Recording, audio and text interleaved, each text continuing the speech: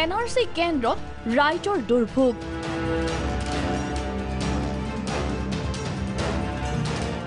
দাবী আপত্তি গ্ৰহণৰ অন্তিম দিন সমাগত।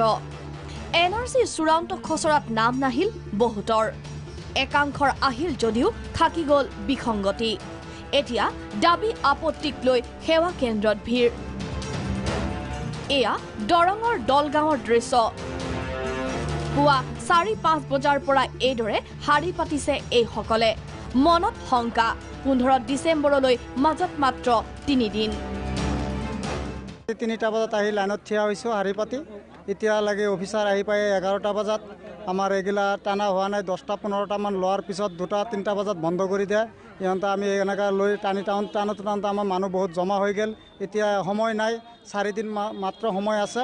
আমাৰ এইকেইটা ইমাৰ্জেঞ্চি ল'ব লাগে আৰু অতি সোনকালে শেষ কৰিব লাগে। ৰাতিপুৱা 5:30 আহিছোঁ। অহাৰ পিছত চাওঁ কি ইয়াতে ঢেৰ মানুহ জমা হৈ আছে।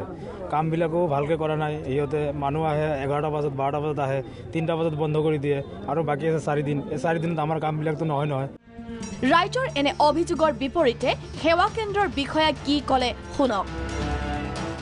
মানে কি মানুহৰেও সকলো ৰাইজেও দেখোন একেবাৰে শেষ মুহূৰ্তলৈ বাট চাই আছে। আগৰ ভাগত যদি তেওঁলোকে আহি থাকিলেহেঁতেন এই সমস্যাটো নহ'লহেঁতেন।